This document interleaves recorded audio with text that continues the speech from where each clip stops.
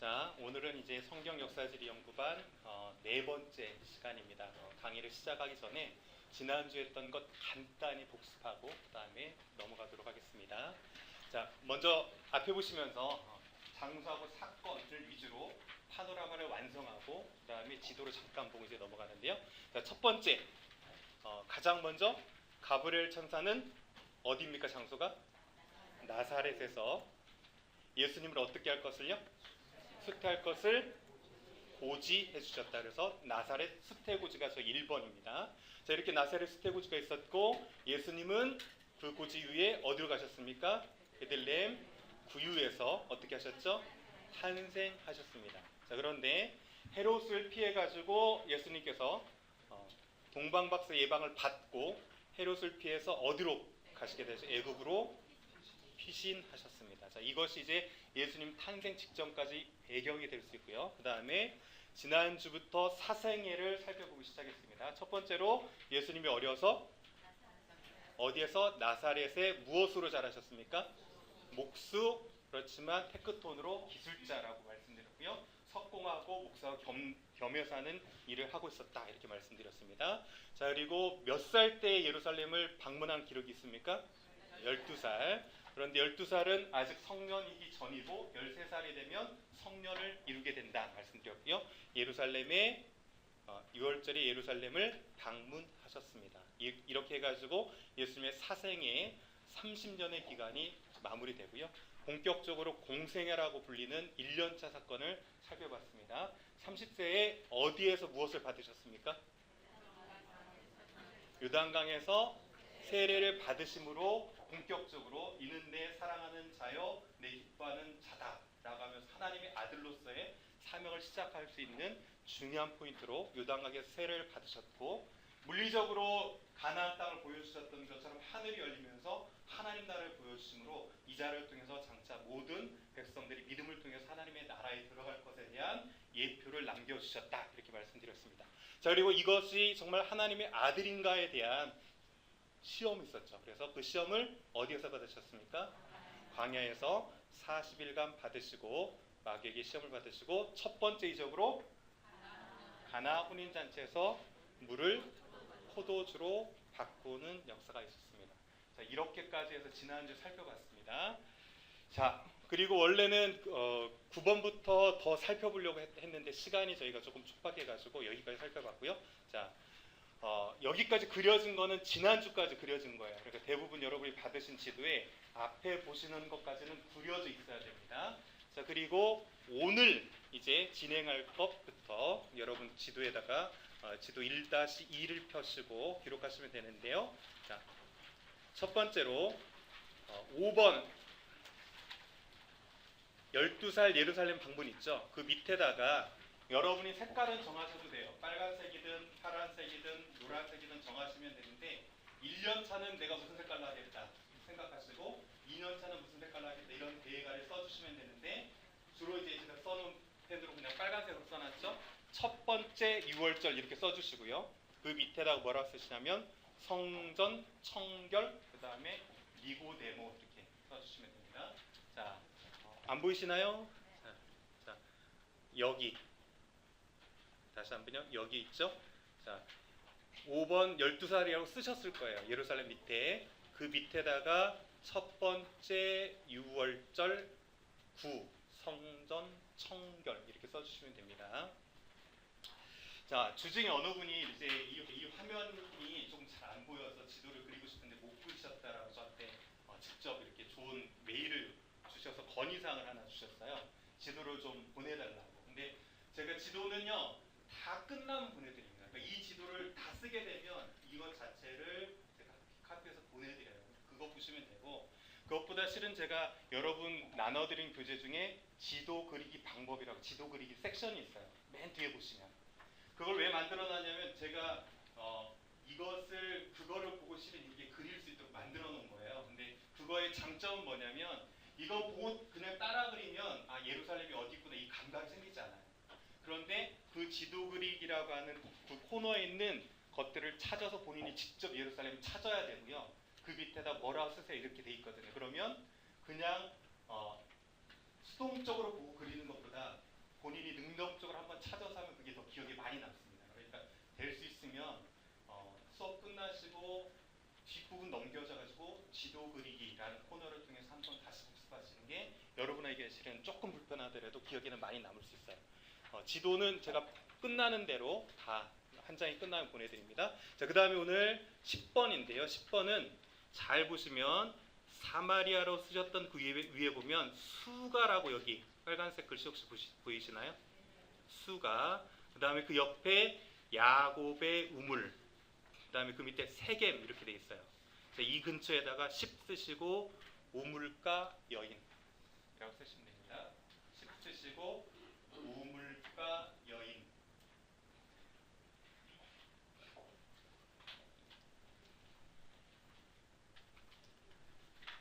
자, 우물가 여인. 그 다음에 나사렛에다가요 11 쓰고, 그러니까 1번, 4번 그 밑에다 11번 쓰고 배척이라고 쓰시면 됩니다. 예수님께서 당신의 고향이 나사렛에 가셔서 배척받았던 사건, 11번 배척 이렇게 쓰시면 됩니다.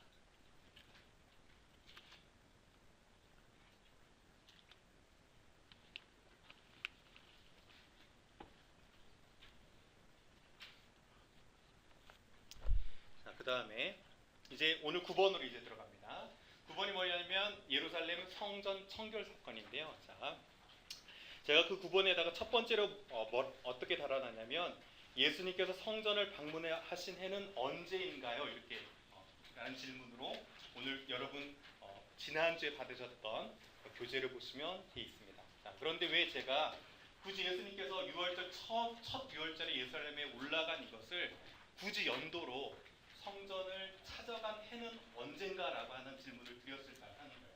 자, 이 헤롯 성전은 언제부터 건축하기 시작했냐면 BC 19년에서 20년 사이부터 건축됐다라고 알려져 있어요. 그런데 예수님께서 이때 성전을 가셨을 때 3일 만에 헌다 뭐 이런 얘기 하잖아요. 그러니까 유대인들이 뭐라고 반응하냐면 46년 동안 지은 것을 어떻게 3일 만에 다시 세우냐 이런 얘기예요. 자, 그러면 46년이 지났어요. 그러니까 19년부터 46년이 지나면 AD 몇 년이 되는 건가요?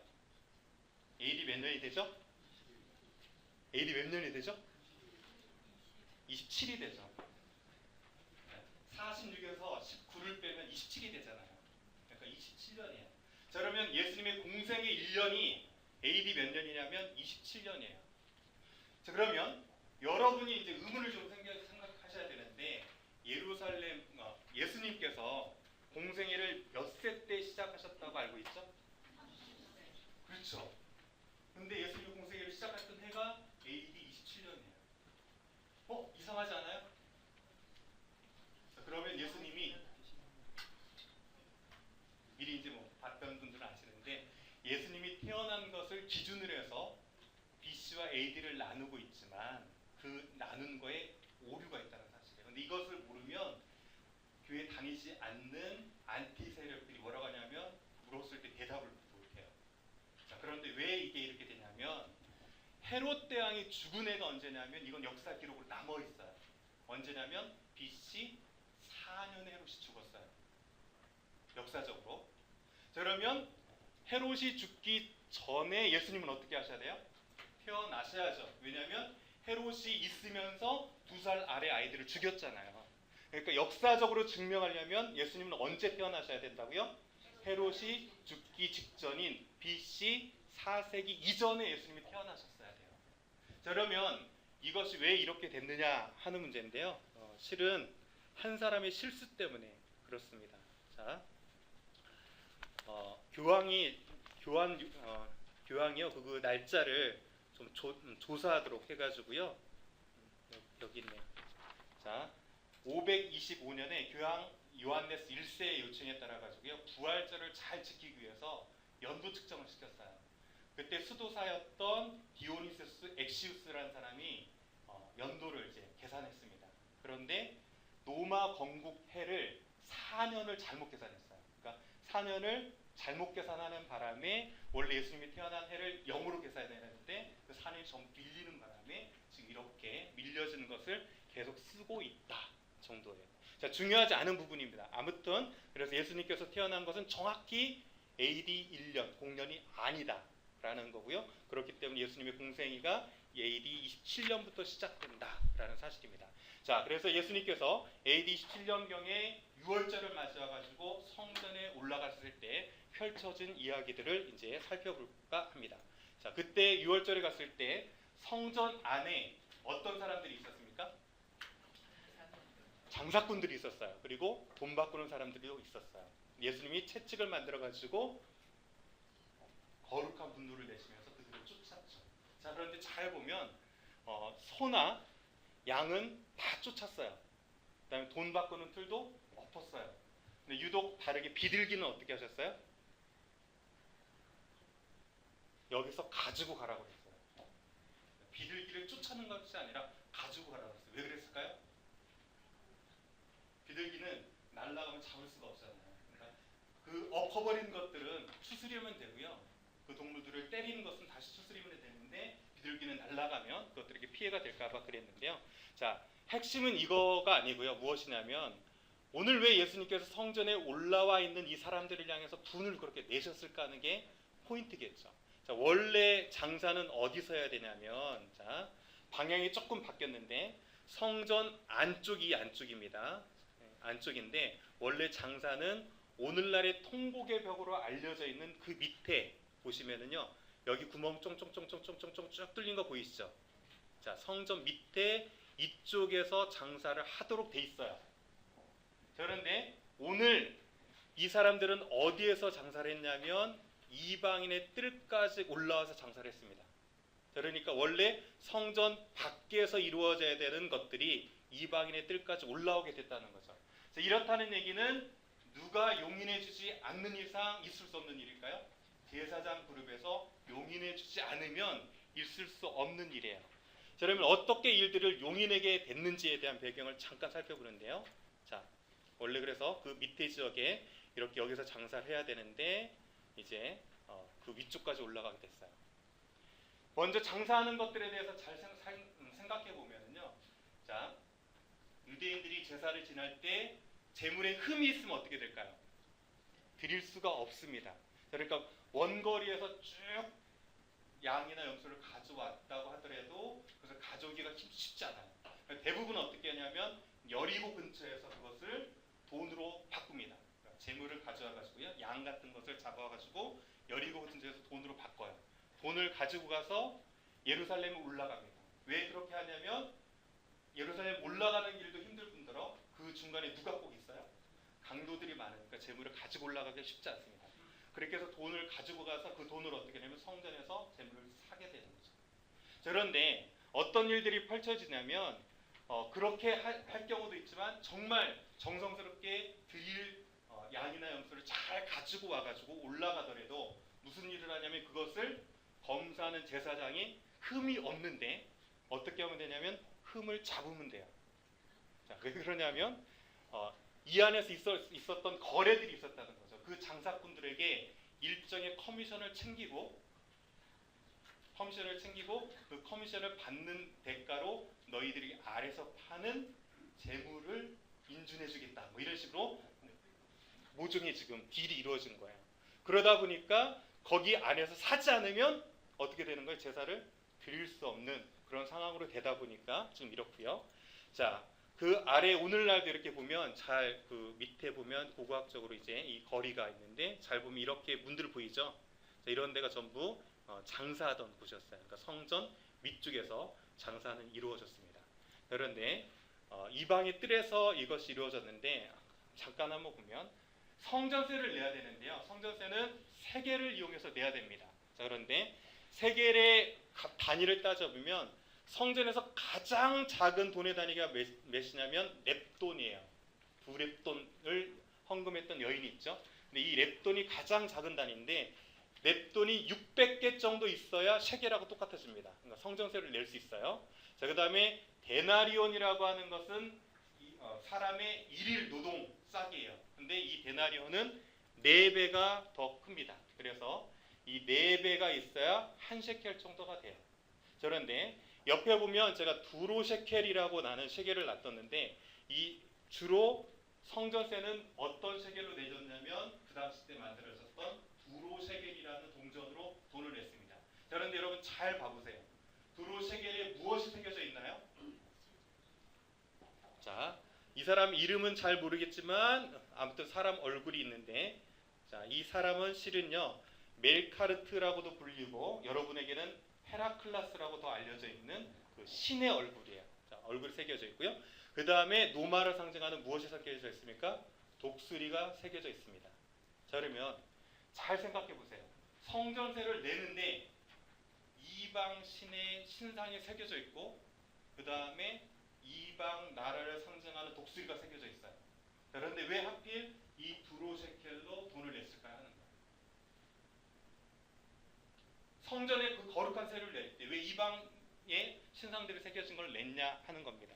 자, 그 이유는 무엇이냐면 이 세겔이 은의 순도가 그 당시 때 가장 좋았어요. 그래서 순도가 가장 좋은 세겔을 이용했고요.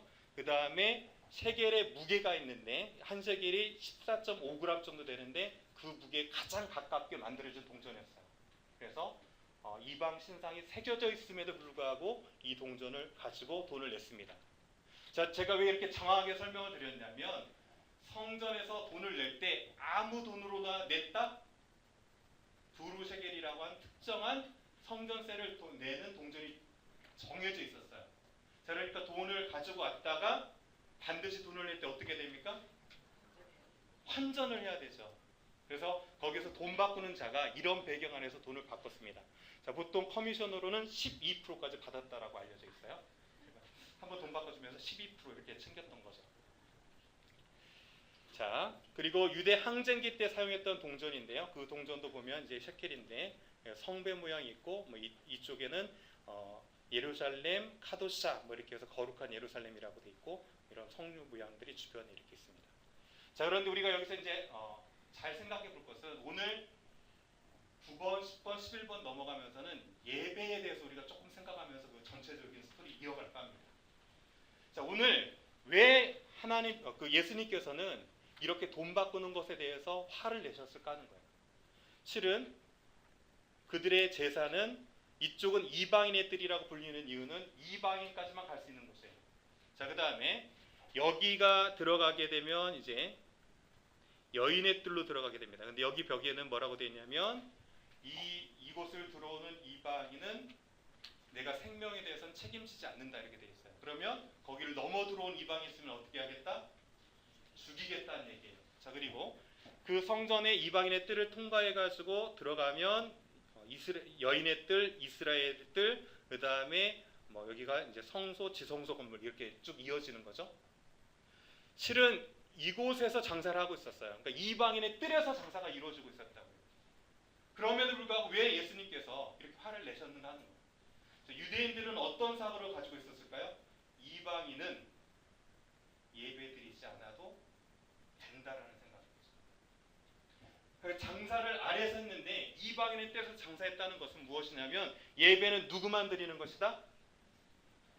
자기들만 드리는 것이니까 이방인들은 와서 예배하지 않아도 된다는 사고가 은연중에 깔려 있었던 것 같고, 이런 것들을 전부 이용해 가지고 자기 명분도 챙기고 이익도 챙기면서 지금 있는 모습을 예수님께서는 화를 내시면서 만민이 내 집은 만민이 기도하는 집이다라고 해서, 만민이라고 하는 것은 유대인만을 뜻하는 것이 아니라 모든 자가 예배하는 곳이 어디다? 나의 집이다 라는 것을 은연중에 지금 말씀하고 있는 것을 볼 수가 있습니다. 자, 그리고요 9번의 예루살렘 성전 청결 다음에 니고데모 사건입니다. 자, 니고데모 사건은 내용을 전부 다룰 수는 없고 간단히만 다루고 넘어가는데, 자, 잘 보면 8번에 니고데모가 어떻게 거듭날 수 있는지를 물으니까 이런 얘기를 해요.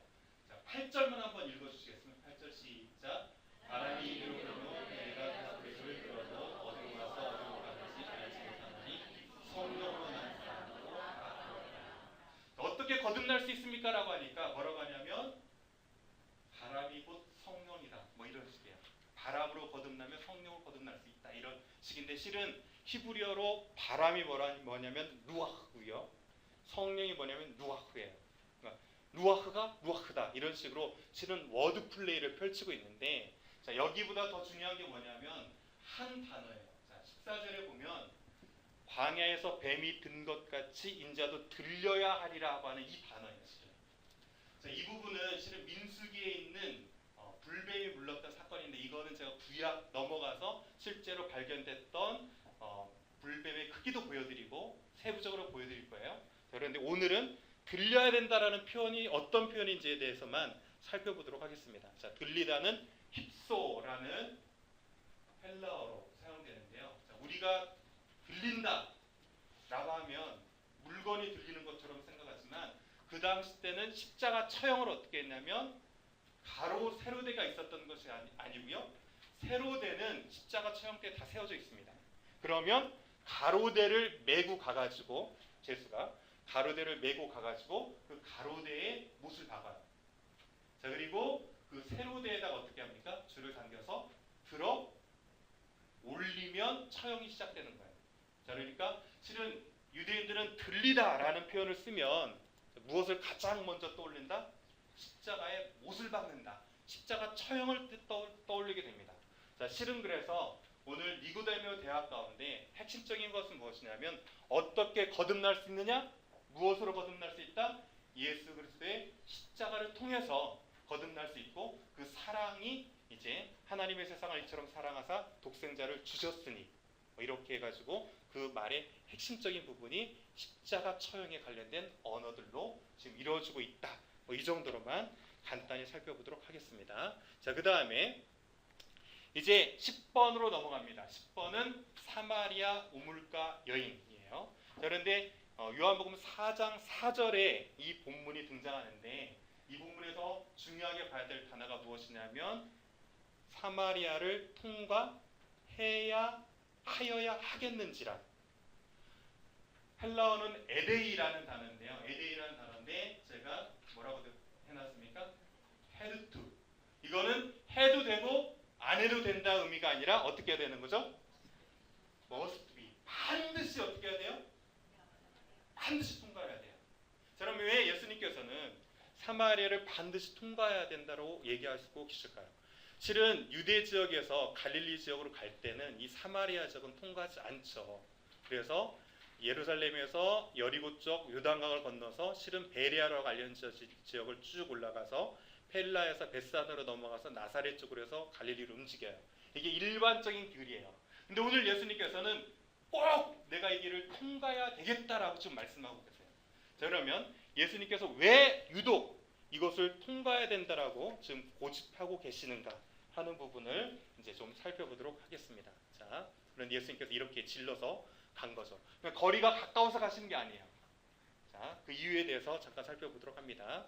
자, 일단 사마리아 지역에 대해서 살펴보는데요. 실은 이제 처음에 사마리아는 지역 이름이 아니었고 무슨 이름이었냐면 도시 이름이었어요. 처음에 보면 열왕기상 16장을 보면 오므리가 세멜에게 사가지고 세멜에다가 아를 붙이면 전부 도시형이 돼요. 가이사 아 하면 가이사랴 하면 가이사가 도시 이름이 되는 것처럼 사람 이름 끝에다 아를 붙이면 도시형 여성격이 됩니다. 세멜이라는 이름 앞에 아를 붙여가지고 사마리아 이렇게 불리면서 처음에는 도시 이름이었어요.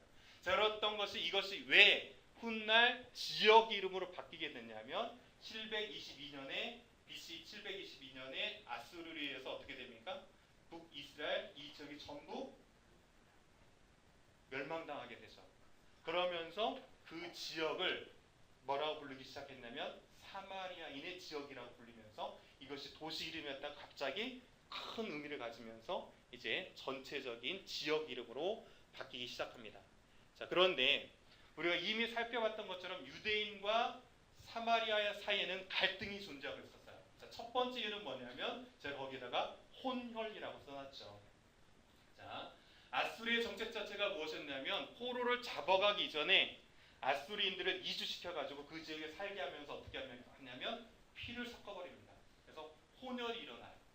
자, 그러니까 유대인들은 어떻게 생각하냐면 가장 중요한 게 혈통적인 부분을 중요하게 생각하는데 그 지역 자체가 혼혈이 이루어진 거죠. 자, 그러니까 유대인들이 이 사람들을 실은 개만도 못하게 취급을 하면서 경계하기 시작하면서 갈등이 시작된 게 이 사마리아 지역 간의 갈등입니다. 자, 이랬던 것이 그립심산에 이제 포로 잡혀갔다 온 이후에 그곳에 성전을 세우게 돼요. 그리심산에. 근데 그리심산은 잘 아는 것처럼 세겜에 있는 산, 아래쪽에 남쪽에 있는 게 그리심산, 북쪽에 있는 게 에발산이에요. 그래서 그리심산에다가 자기들의 성전을 세우기 시작합니다. 388년에 제가 세웠다라고 말씀드렸고요. 이랬던 것을 저희 마카비 혁명일 때 제가 힐카누스 1세 기억하세요 이러면서 힐카누스가 이두메 지역 점령했고요. 그리심산 지역 점령해서 이 말씀 드렸던 적 있어요. 혹시 기억나시나요? 어렴풋이라도 기억나시죠? 자, 이때 어떻게 했냐면 그리심산에 있는 성전을 파괴해버렸어요. 힐카누스가.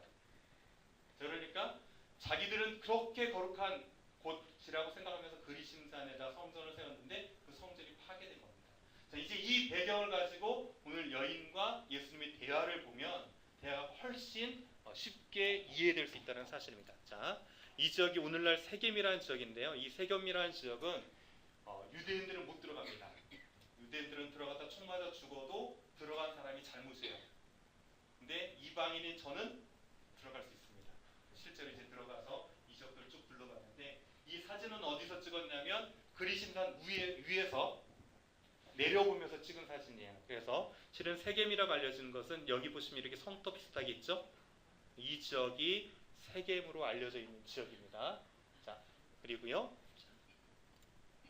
자, 이곳에 가면 무엇이 있냐면 야곱의 우물교회가 있어요. 그래서 실제로 야곱의 우물교회가 이제 정교회 소속으로 있고요. 그곳에 들어가면 실제로 지금 야곱의 우물이 이렇게 존재하고 있습니다. 자, 오늘 예수님과 여인의 대화를 보면 12시에 이루어졌어요. 6시면 제가 몇을 더하면 된다고 그랬죠? 6을 더하면 된다고 해서 12시경에 이제 물을 뜨는 사건들이 있는데 예수님의 대화 중에 가장 많이 등장하는 단어가 뭘까요? 예수님의 본문 자체에서 물이라는 단어가 17번 등장합니다. 물이라는 단어가 실은 가장 많이 등장하고요. 물 다음으로 많이 등장하는 단어가 있어요. 자, 그 단어가 어떤 단어일까요? 여러분은 매 주일 예배 때마다 듣는 단어입니다. 제가 이미 제 입에서 한 번 나왔어요. 예배라는 단어입니다. 예배라는 단어가 예수님과의 대화에서 10번 이상 사용됩니다.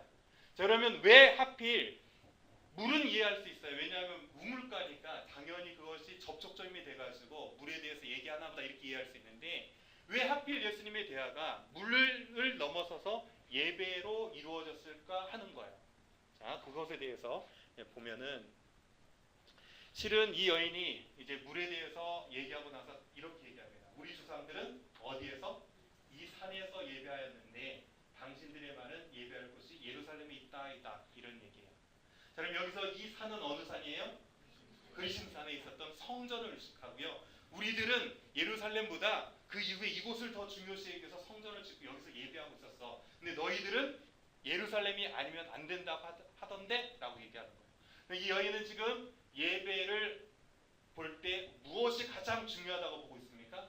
장소예요. 자, 그런데 이 여인이 이 곳을 장소적으로 중요하다고 생각하게 됐던 배경이 있습니다. 자, 지금 이제 구약 사건으로 넘어가서 쭉 살펴볼 텐데 세겜에서 있었던 사건들을 잘 살펴보세요. 자, 아브라함이 가나안에 도착해가지고 가장 먼저 예배드리는 곳이 어디일까요? 어떻게 하셨어요? 세겜이에요. 그 다음에 야곱이 가나안에 도착해가지고 첫 제단을 쌓고 예배했던 곳이 어딜까요? 어떻게 하셨어요? 세겜이에요. 자, 그리고 여호수아가 여리고성을 치고 나가지고 가나안 땅에 비로소 입성해가지고요. 그리심산 에발산을 중심으로 해서 첫 제단을 쌓고 예배드렸던 곳이 어딜까요? 세겜이에요. 자, 그러면 세겜이라는 곳의 지금 특징이 무엇입니까? 물론 이스라엘의 중심부에 있다는 건 사실입니다. 위치적으로. 그런데 그 세겜이라고 하는 것은 아브라함도 그렇고 야곱도 그렇고 여호수아도 그렇고 예배의 제단을 쌓던 거예요. 그러니까 그곳은 무엇으로 깊이 인식되었냐면 예배의 제단을 쌓던 곳이라는 깊은 인식이 있어요. 그러니까 오늘 예수님께서 어떻게 하셨냐면 그 예배에 대해서 너희들은 장소적으로 중요하게 여기고 있는데 그 장소가 중요한 것이 아니다 라는 거죠. 자, 그러면서 어떤 말씀을 주시냐면 여러분이 매주 듣는 말씀, 하나님은 영이시니 예배하는 자가 영과 진리로 예배할지니라 라고 선포하는 거죠. 근데 개역 한글편에서는 영과 진리가 아니라 무엇으로 되어 있었죠? 신령과 진정이었어요. 신령과 진정. 자, 그러면 이 신령과 진정이라는 번역을 왜 영과 진리로 바꿨을까 하는 거예요. 원래 번역대로는 영과 진리가 맞는데요. 저도 이제 신령과 진정이라는 단어를 들었을 때는 어떤 느낌이 있었냐면 내가 정말 예배를 잘 준비해서 드려야 된다는 생각이 많았어요. 안 그래요? 신령과 진정. 이 신령으로 신령스럽게 진정, 마음을 담아서 드려라 뭐 이렇게 생각했던 거죠. 자, 그런데 영과 진리라고 하는 것은 성령과 말씀 안에서 예배해야 된다는 거예요. 그러니까 우리는 예배할 때 어떻게 생각하기 쉽냐면 내가 무엇인가를 막 드려야 된다고 생각하지만 실은 예배는 우리가 드리는 것이 아니고 실은 하나님의 영과 진리가 임하는 그 임재함 가운데 나가는 거예요. 그래서 저는 예배는 주어가 중요하다고 생각합니다. 예배는 내가 기쁘려고 드리는 것이 아니고요. 하나님이 기뻐하시는 거예요. 예배는 내가 노력해서 드리는 것이 아니고요. 하나님 임재해서 받아주시는 게 예배입니다. 자, 이런 관점에서 이제 쭉 지나왔던 것을 정리해 봅니다. 제가 9번, 10번을 예배라는 관점에서 한번 보겠습니다 라고 말씀드렸어요. 자, 성전 척결 사건에서는 예배의 목적이 무엇인가 라고 우리가 한번 생각해 봤으면 좋겠어요. 자, 그들은 예배의 목적을 어떻게 생각했냐면 잘못된 명분과 이익에 두고 있었죠. 이방인은 드릴 수 없는 것이며 유대인만 드려야 된다는 명분을 가지고 또한 제사장이라는 명분을 가지고 자기 이익을 취하는 데 급급했다는 사실이에요. 자, 그래서 성전 척결은 예배의 목적에 관계된 언급이 있을 수 있겠다는 생각이 들고요. 자, 그 다음에 오늘 우물가 얘기는 여인의 예배 방법. 예배는 우리가 드리는 것이 아니고요. 어떻게 보면 하나님께서 받으시는 거예요. 자, 그래서 신령과 진정으로 영과 진리 가운데 하나님의 임재하심을 느끼면서 그분에게 나가는 것이 예배인 줄 믿습니다. 자, 그러면 여러분은 우리의 잘못된 명분과 이익이 아닌 그리고 하나님의 임재함 가운데 어떻게 예배를 드리고 있나요? 어떤 마음 자세와 어떤 태도를 가지고 있다면 예배를 드릴 수 있을까 하는 거예요. 자, 그 사이에 있었죠. 자, 무슨 사건이 있었습니까? 니고데모의 만남이 있었어요. 이것은 바로 예배의 본질이라고 저는 이제 생각되어지는데요. 우리가 어떻게 이런 예배를 드릴 수 있을까 하는 것의 가장 핵심은 예수 그리스도의 십자가인 줄 믿습니다. 우리가 예수 그리스도의 십자가를 바라보면서 나는 영적으로 죽어졌던 자이지만 주님께서 나를 받아주시지 않으면 저는 나갈 수 없습니다라는 이 마음을 가지고 하나님을 예배할 때 우리 마음에 간절함이 있을 수밖에 없다는 사실이죠. 더불어서 우리는 예수 그리스도의 십자가로 그 십자가 은혜로 말미암아 살아났다는 이 마음이 있을 때 우리 마음 깊은 곳에 감사와 은혜가 넘칠 수 있다는 사실이에요. 저는 이제 그 예배 드릴 때마다 참 부족하지만 꼭 하는 것 중에 하나가 있는 것 중에 하나가 무엇이냐면 저는 예배의 모든 순서가 다 중요하지만 그 모든 순서보다 가장 중요한 건 예배 시작하기 전이라고 생각합니다. 우리가 예배를 어떻게 드리냐는 예배를 내가 어떤 마음으로 준비하고 있느냐에 따라서 예배를 어떻게 드리는 거가 이어질 수 있거든요. 그래서 꼭 하는 것 한 가지가 있다면 주님, 저는 하나님을 예배할 수 없는 자입니다. 하나님, 내가 하나님을 예배할 수 없는 자입니다. 하지만 주님께서 그 십자가 은혜로 오늘도 함께 해주시면 나는 나의 죄로 나갈 수 없는 자지만 하나님을 예배할 수 있는 영광의 자리까지 나갈 수 있을 줄 믿습니다. 하나님, 오늘 예배 가운데서도 그 십자가 은혜로 나를 찾아와 주시고 내 의로 나가는 것이 아니라 그 예수 그리스도의 의로 힘입어서 나가는 예배 시간 되게 해주소서라고 짧게라도 반드시 기도를 하고 예배를 드리려고 노력하고 있습니다. 여러분도요, 그냥 매번 드려지는 예배가 아닌 정말 매 순간순간 예수 그리스도의 십자가를 의지하고 내 의와 내 노력이 아닌 하나님 임재 아래 그 십자가의 보혈의 능력을 입고 나감으로 늘 하나님의 기쁨으로 채워질 수 있는 귀한 예배자들이 되어지기를 주의 이름으로 간절히 축원드립니다. 자, 이렇게 해서 이제 9번까지는 간단히 마쳤고요. 자, 9번, 10번 맞췄고요. 11번으로 넘어갑니다. 11번 나사렛 배척입니다. 예수님께서 이제 사마리아 지역을 간통하셔서 나사렛으로 올라가셨을 때 배척받는 사건인데요. 자, 이곳이 이제 나사렛에 있는 회당의 모습이에요. 조금 이따가 회당 문화는 제가 시간이 되면 정리해드리지만 복원해서 놨던 회당이고요. 아마 예수님께서 안식일에 찾아가셔서 이사야의 글을 읽었어요. 그런데 잘 보면 20절을 보면 18절은 이사야에 이제 있는 말씀이고요. 그다음 20절을 보면 회당에서 어떤 문화로 드려졌는지 알 수 있는 부분이에요. 자, 20절만 한번 다 같이 한번 읽어주세요. 20절 시작.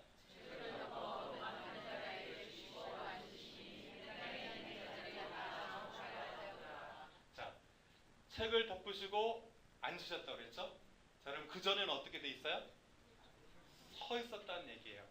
자, 그럼 우리는 언제 쓰고 언제 앉을까요? 말씀을 펴서 읽을 때는 전부 일어서서 읽었습니다. 자, 그리고 나서 덮고 나서 오늘날로 표현하면 설교를 하기 시작할 때는 어떻게 했냐면 이렇게 앉아서 말씀을 풀어주기 시작했어요. 자, 이 문화 중에 한 가지가 뭐냐면 바로 이거죠. 회당에 가면 상석에 앉지 말라는 얘기가 있죠. 그때 성경을 풀고 그 다음에 이것을 앉아서 그것을 강의하는데 그렇게 상석에 앉지 말라라는 표현이고요. 실제로 가보면 고라신의 회당에 있는 이제 상석 의자가 이렇게 있습니다. 그래서 보통 아까 말씀을 읽고 나서 풀어줄 때는 저는 의자에 앉아가지고 이제 풀어주는 겁니다. 자, 배경은 이렇고요. 자, 그럼 여기서 한 가지. 나사렛 그 근처에 가면 추락산이라는 것이 있어요. 자, 이것 가운데 예수님께서 배척을 받으시고 어떻게 되냐면 유대인들이 밀어서 떨어뜨리려고 하잖아요. 자, 그때 예수님께서 어떻게 하냐면 유유자적하게 피해서 나오셨어요. 자, 어떻게 나올 수 있었을까요? 많은 사람들이 낭떠러지에서 예수님을 밀쳐서 떨어뜨리려고 했어요. 예수님께서는 그 많은 사람 사이를 피해서 나오셨어요. 자, 어떻게 하셨을까? 아마 뭐 3천, 4천의 몸을 가지고 하셨을까? 뭐 이렇게 생각할 수도 있는데요. 유대인들은 이렇게 생각합니다. 유대인들은 조금 이따 바로 살펴볼 거지만 안식일에 걸을 수 있는 거리가 정해져 있어요. 오늘 이 배경이 언제 시작되냐면 안식일에라고 시작되죠. 그래서 아마 예수님께서 이렇게 얘기하셨을 것이다. 너희들 몇 걸음만 더 오면 안식일에 걸어야 되는 거리를 넘어선다. 라고 하니까 달려다가 몇 걸음 더 가면 어떻게 돼요? 율법을 어기게 되니까 접근하지 않았다. 돌아 그래 물음니다. 아무튼 그렇게 유대인들은 얘기하기도 합니다. 자, 이곳이 지금 이렇게 추락산이고요. 나사렛 주변이 실은 산으로 뺑 둘려져 있어요. 산에 있는 마을이고요. 추락산이고 여기서 아마 이렇게 세워진 사람을 밀면 돼요. 자, 이런 식으로 추락산 끝이에요. 자, 밀어버리면 어떻게 될까요? 뒤로 뻥 떨어지면서 그 밑이 뭐가 많았어요? 바위가 많는데 머리가 깨져서 죽으면 다행이고 안 죽으면 어떻게 돼요? 들었던 돌로 위에서 던져가지고 치는 게 추락시켜서 하는 건데요. 이 추락을 시키는 것은 정해져 있었습니다. 어떤 사람들을 주로 추락을 시키냐면 반역자들을 처형하는 방법이 이 방법이었어요. 아마샤라고 하는 왕이요, 에돔 지역을 점령하고 역대하 25장을 보면 10,000명을 산에서 밀쳐서 죽였다라는 기록이 있어요. 그러니까 그 사람들은 반역자를 이렇게 처형한 겁니다. 자, 그러면 왜 예수님께서 나사렛에 갔을 때 그 사람들은 추락시켜서 밀치려고 했을까요? 예수님을 어떻게 여긴 거예요 지금? 반역자 정도로 여기면서 지금 배척하고 있는 그 배경을 가지고 있는 거죠. 자, 그리고 나서 이제 예수님께서는 나사렛에서 떠나셔서 스불론과 납달리 지경의 해변에 있는 가버나움에 가셔서 사셨어요. 예수님께서 가버나움에 가서 사신 것을 성경을 이루기 위함이라고 얘기하고 있어요. 자, 그러면 어떤 배경으로 성경을 이루어 가시기 위한 방법인지 살펴봅니다. 자, 나사렛에서 위쪽 납달리 가버나움 지역으로 가셔서 사셨어요. 자, 그리고 가셔서 사신 이유를 이렇게 얘기하고 있습니다. 15절, 16절. 이미 수요 성경 말씀을 들었던 분들은 이 부분들은 상당히 이제 많이 들었던 부분이에요. 갈릴리 사역 때도 제가 말씀드렸던 부분이고요. 자, 그런데 보면 두 가지 특징이 있어요. 스불론 땅과 납달리 땅과 요단강 저편에 해변길과 또 한 가지 이방의 갈릴리요. 그러니까 갈릴리라는 지역에 큰 특징이 있는데요. 예수님께서 이 지역에서 사역하신 이유를 두 가지로 꼽으라고 하면 첫 번째는 해변길이 지나가고 있기 때문에, 두 번째는 무엇입니까? 이방의 지역이기 때문에 뭐 이렇게 됩니다. 자, 그래서 여러분 넘기셔가지고요. 5페이지 정도 보면 이제 흑암의 땅 이방의 갈릴리 중간 정도 있죠? 자, 중간에다가 동쪽으로는 무엇이 있습니까? 갈릴리 주변의 동쪽 데가볼리라고 쓰시면 돼요. 자, 거기 노트에다가 데가볼리. 자, 그다음에 북서쪽은 베니게. 두로하고 시도나고 앞에 말이 베니게라고 말씀드렸고, 이 베니게란 말이 페니키아라고 설명드렸죠. 그래서 북서쪽에 두로와 시돈 해서 베니게 쓰시면 되고요. 그다음에 북동쪽은 시리아적인 수리아 뭐 이렇게 되겠죠. 그렇게 쓰시면 되고, 그다음에 남쪽은 무엇이 있습니까? 사마리아 지역이에요. 그러니까 뺑 둘러서 전부 이방 지역이었다는 사실이죠. 자, 그런데 이방 지역이면 특징이 있는데 한 가지 문화의 완충지 역할을 할 수 있다는 사실이에요. 그 지역에 유대인은 유대 문화에 꽉 차가지고요, 절대로 외부적인 것을 받아들이지 않는 꽉 막힌 것이 있었다면, 이 지역은 많은 외침이 있었고 문화들이 있어가지고 문화에 대해서 어느 정도 열린 마음을 가지고 이제 있는 지역이었기 때문에 문화적인 완충 지역이었기 때문에 예수님께서 이 지역에서 사역했다는 걸 알 수 있고요. 자, 그 다음에 또 한 가지는 해변의 갈릴리인데, 이쪽 아래로 내려가면 이집트고 이쪽 위로 올라가면 두로 시돈을 쭉 거쳐서 시리아 지역, 이제 유프라데스 강 있는 지역까지 갈 수 있는 큰 길이 가버나움 지역을 지났어요. 실은 그래서 이 지역에서 문화적인 완충지에서 복음을 전하게 되면 어떻게 됩니까? 많은 그 복음이 위아래로 쭉 퍼질 수 있는 복음의 확산적이었죠. 그래서 예수님께서는 예루살렘에서 더 많은 시간을 보내시는 것이 아니고 어디서 많은 시간을 보내셨다? 갈릴리 지역, 특별히 가버나움을 중심으로 해가지고 사역하셨는데, 그 이유 중에 하나가 문화적인 완충지에서 복음의 확산 효과가 큰 이 지역을 선택했다라는 것을 알 수가 있습니다. 자, 이것이 이제 가버나움 모습이고요. 자, 지금부터는 갈릴리 바다에 대해서, 갈릴리 지역으로 넘어가니까요. 이미 들으셨던 분들도 계시겠지만 갈릴리 바다에 대한 개념을 제가 잠깐 잡아주고 넘어가도록 하겠습니다. 예루살렘에서 93마일 북쪽 이거는 그냥 읽어보시면 될 것 같고요. 그 다음에 갈릴리 바다라고 하는 이름이 어떻게 붙여지게 됐는가 하는 거예요. 자, 기억하시는 분도 있겠지만 기억 못하시는 분들을 위해서, 첫 번째는 지파의 이름을 따가지고 붙여진 게 갈릴리 바다입니다. 자, 그런데 여러분 잘 아시는 것처럼 이스라엘 12지파의 이름 중에 갈릴리가 있다 없다? 없다. 자, 그런데 왜 지파 이름이라고 얘기하는가 하는 거예요. 이 지역은 실은 스불론, 납달리, 아셀 지파 같은 사람들이 분배받은 지역, 이 지역인데요. 여러분도 스불론, 납달리, 아셀 지파 하면 잘 모르죠. 자, 하갈릴 하면 뭐냐면 그 땅이란 뜻이에요. 뜻 자체가. 그러니까 갈릴리 하면 그 땅이란 뜻이에요. 그러니까 그 땅이라는 의미 가운데 그 거식이 있잖아. 우리 지파 중에 조그마한 그 지파들이 분배받아가지고 사는 지역 있지? 그 지역에 있는 바다라고 하는 이름이 뭐냐면 갈릴리 바다입니다. 자, 그래서 지파 이름을 딴 게 갈릴리 바다다라고 말씀드리고요. 그 다음에 앞에 보시면 이제 쭉 돌아가면서 주변에 도시가 있는데요. 이 중에 디베리오라는 황제 이름을 따가지고 도시를 붙인 게 디베리오에다가 아를 붙이면 디베리아죠. 자, 그래서 수도가 어디냐면 디베리아였어요. 그 당시 때. 자, 그래서 수도의 이름에다가 이름을 붙인 게 뭐다? 디베리아 바다라는 이름이에요. 그러니까 어느 성경에는 갈릴리 바다로 나오고 어느 성경에는 디베리아 바다지만 똑같은 바다를 지금 뜻하고 있다. 뭐 이렇게 보시면 되고요. 자, 세 번째가 이제 모양을 분땄어요. 모양의 이름을 분땄는데, 첫 번째는 구약의 이름을 분딴 건데, 히브리적인 개념으로 보면, 자, 앞에 보는 게 하프입니다. 근데 인공위성으로 찍은 것과 모양이 비슷하죠? 하프가 킨노르예요. 킨노르.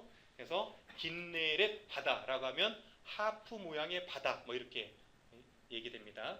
자, 그래서 긴네렛이고요.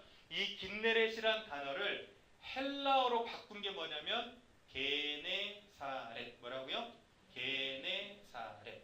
그래서 실은 갈릴리 바다, 디베르 바다, 긴네렛 바다, 게네사렛 바다도 똑같은 말인데 여기서 주의할 한 가지가 있습니다. 자, 그 전에는 전부 바다였죠. 자, 누가복음에만 지금 뭐가 등장합니까? 호수예요. 자, 그러면 누가복음은 잘 아는 것처럼 누가 썼습니까?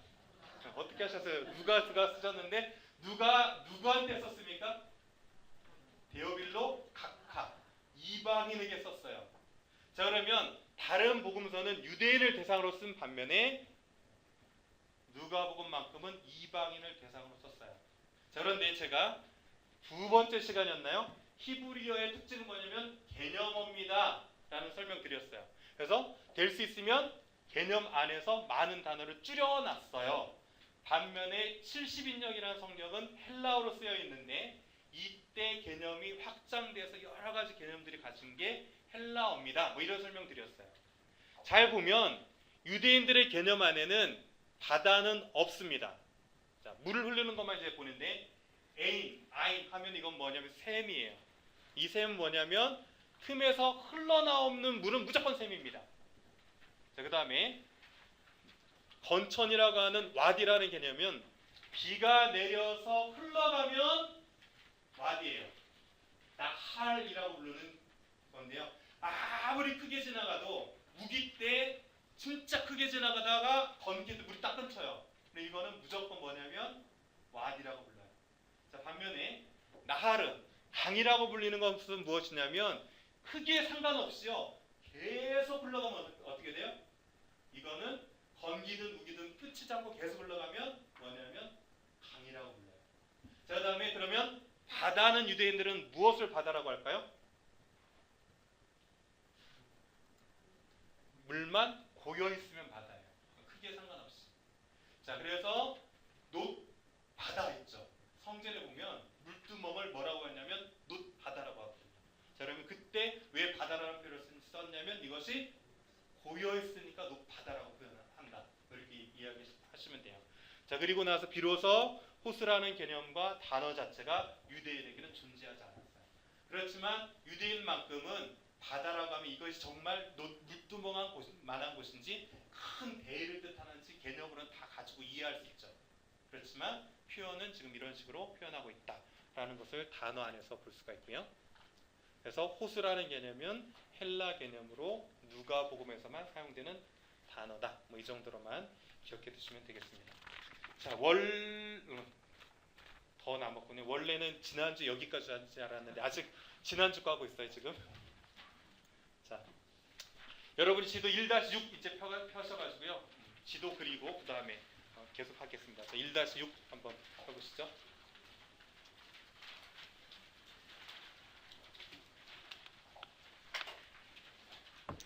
자, 갈색 펜 있으시면 갈색 펜 빼셔가지고 조금 붉은 갈색 펜 빼셔가지고 주로 갈색 펜은 나라나 큰 지역을 뜻하는 단어입니다. 자, 갈릴리 바다 남쪽으로 가면 사마리아 있다고 그랬죠. 그래서 여기다가 사마리아 제일 밑에 써보세요.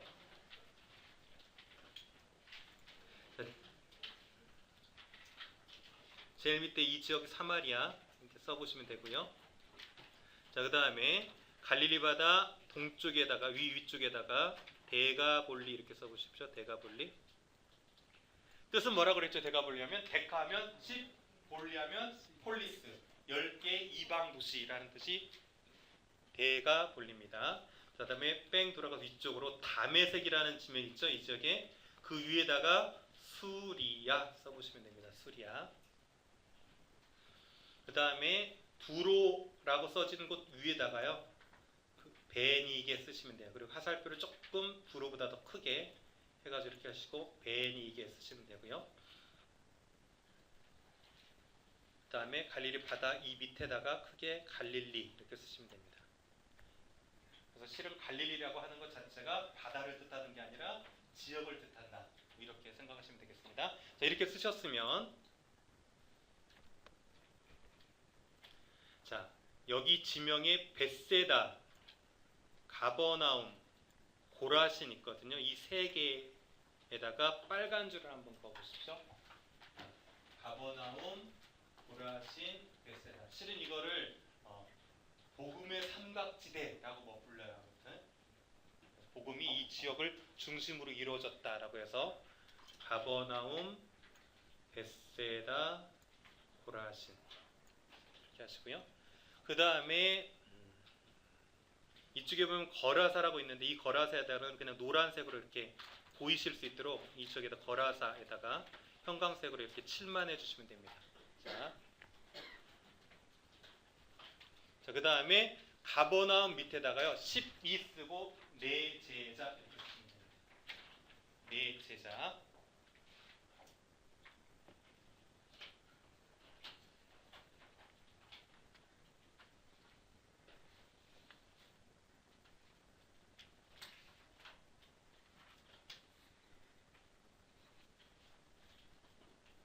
내 제자 쓰셨으면 그다음에 그 밑에 가버나움에서 사건이 좀 많이 일어나거든요. 그래서 그 밑에다가 공간을 너무 많이 쓰지는 마시고요.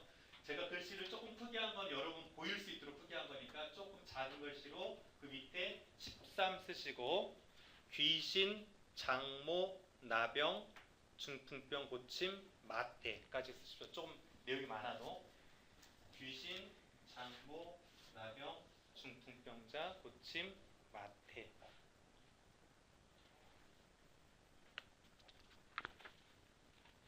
자, 그러면 이제 구체적으로 내 제자 부르시는 장면으로 들어갑니다. 보시면 내 제자 베드로, 안드레, 야고보, 요한을 부르셨는데요. 자, 이 네 제자의 직업이 뭡니까? 어부였어요. 자, 그러면서 그 어부를 부르시면서 장차 어떤 사람을 만들겠다?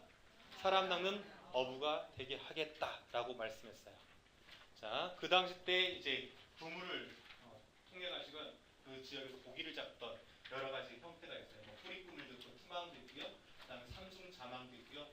저기 물고기는 이제 두 종류인데 주로 위가 이제 베드로피시라고 알려지는 고기가 주 어종입니다. 자, 아무튼 이건 중요하지 않고 여기서 우리가 한 가지 생각해 볼 것은 왜 예수님께서는 제자들을 부르실 때 어부를 부르셨을까요? 자, 제자를 부르실 때 왜 어부를 부르셨을까요? 자, 어부의 특징이 뭡니까? 잘 생각하시면서 대답해 주시면 됩니다. 자, 왜 어부를 부르셨을까요? 어부하면 어떻습니까? 여러분이 아는 어부 혹시 있으면 어부들의 성격이 어떻습니까? 거칩니까? 네. 예수님께서 거친 거를 원하셨을까요? 자, 또 왜 부르셨을까요? 어부하면. 네? 이거 보면 실은 그물은 혼자 할 수 없잖아요. 협동심 때문에 부르셨을까요? 아무튼 또 자, 왜 부르셨을까요? 예? 천국가. 저도 실은 천국가여서 들어봐야 알고요. 자, 그런데 너무 어렵게 생각하셨는데 쉽게 생각하면 예수님의 주 사역지가 어디였다? 갈릴리 바다였고 갈릴리 바다에 있는 주변 사람들은 전부 뭐다? 어부다. 그러니까 당연히 부르면 뭐다? 어부다. 뭐 이렇게 그냥 간단하게 생각할 수도 있는데 아무튼 모르겠습니다. 왜 예수님께서 그들을 어부를 부르셨는지.